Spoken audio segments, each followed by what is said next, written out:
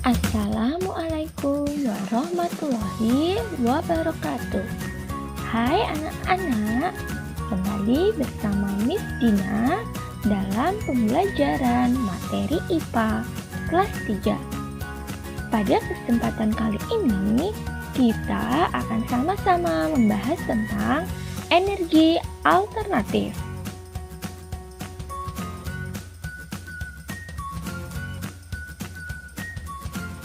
Apa sih sumber energi alternatif itu? Energi alternatif itu merupakan sumber energi yang dapat menggantikan bahan bakar minyak. Ketersediaan energi alternatif ini dalam jumlah yang tidak terbatas. Artinya, tersedia dalam jumlah yang sangat besar. Sumber energi alternatif ini dapat kita ketahui menjadi beberapa macam. Yang pertama yaitu sumber energi alternatif matahari. Yang kedua ada angin. Yang ketiga ada air. Dan yang keempat yaitu panas bumi. Mari kita bahas satu persatu sumber energi alternatif tersebut. Sumber energi alternatif yang pertama yaitu matahari. Sudah kita ketahui, matahari merupakan sumber energi yang terbesar bagi bumi. Energi matahari berupa energi panas dan energi cahaya ini yang dapat kita langsung manfaatkan dalam kehidupan sehari-hari. Energi cahaya matahari dapat berubah menjadi energi listrik dengan bantuan alat sel surya yang sering didengar dengan PLTS atau pembangkit listrik tenaga surya. Sumber energi alternatif yang kedua yaitu angin. Energi angin dapat kita manfaatkan untuk pembangkit listrik tenaga bayu atau PLTB. Pembangkit ini mengubah gerakan angin menjadi listrik menggunakan kincir angin. Nah, kincir angin ini biasanya disebut dengan turbin angin. Pembangkit listrik tenaga angin merupakan sumber energi yang sangat ramah lingkungan karena tidak menimbulkan polusi dan meninggalkan sampah. Energi alternatif yang selanjutnya yaitu air.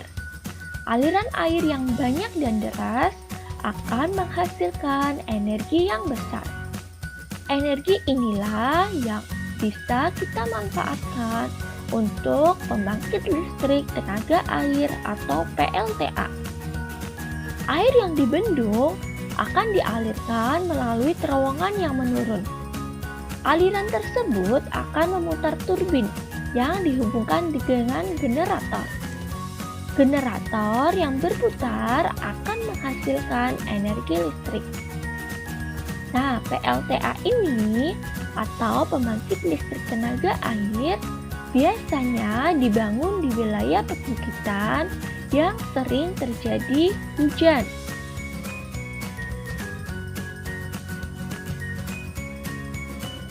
Nah, sumber energi alternatif yang keempat yaitu panas bumi.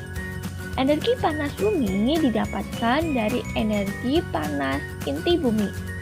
Panas bumi ini dapat kita gunakan atau kita manfaatkan sebagai energi listrik. Uap panas dari panas bumi akan memutar generator. Turbin akan memutar generator sehingga menghasilkan energi listrik.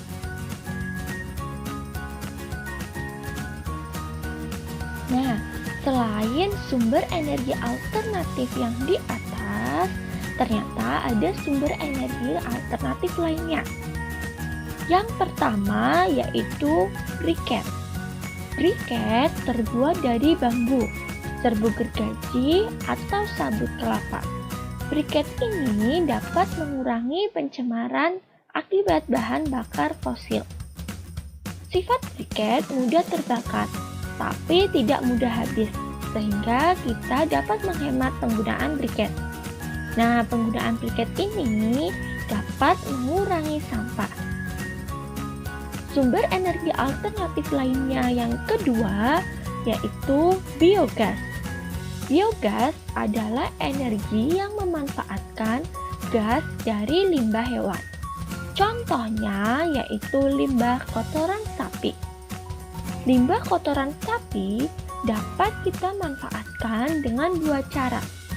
Yang pertama, gas dari limbah dapat dimanfaatkan sebagai sumber energi untuk penerangan, yaitu energi listrik, dan memasak, yaitu dapat digunakan sebagai sumber energi gas pada kompor gas. Nah, yang kedua, limbah kotoran sapi dapat kita gunakan sebagai pupuk. Nah, ternyata dalam penggunaan sumber energi alternatif dapat memberikan kita keuntungan dan juga kerugian. Apa sajakah itu?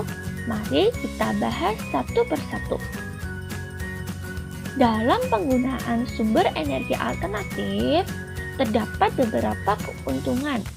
Di antaranya yaitu yang pertama, lebih bersih dan tidak mencemari lingkungan. Karena penggunaan sumber energi alternatif ini cenderung tidak menghasilkan polusi. Yang kedua, tidak akan habis jika dipakai terus-menerus. Yang ketiga, sumber energi alternatif biasanya berasal dari alam. Nah, yang keempat, energi yang dihasilkan dari sumber energi alternatif sangatlah besar. Nah, yang terakhir, penggunaan sumber energi alternatif mengurangi kerusakan lingkungan. Nah, selain keuntungan, ternyata penggunaan sumber energi alternatif juga dapat menimbulkan kerugian. Di antaranya yang pertama yaitu dipengaruhi oleh musim. Misalnya ketersediaan air. Pada musim kemarau, ketersediaan air sangatlah sedikit, berbeda ketika musim penghujan.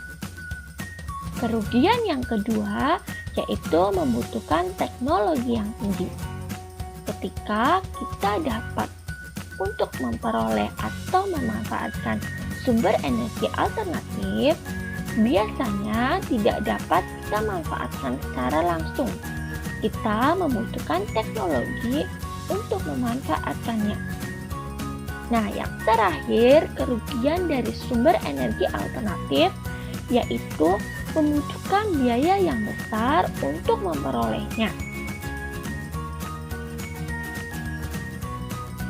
Anak-anak, cukup sekian penjelasan materi dari Miss Dina. Semoga anak-anak paham materi energi alternatif yang kita pelajari hari ini. Anak-anak terus semangat belajar ya, dan tetap jaga kesehatan. Miss Dina akhiri. Assalamualaikum warahmatullahi wabarakatuh.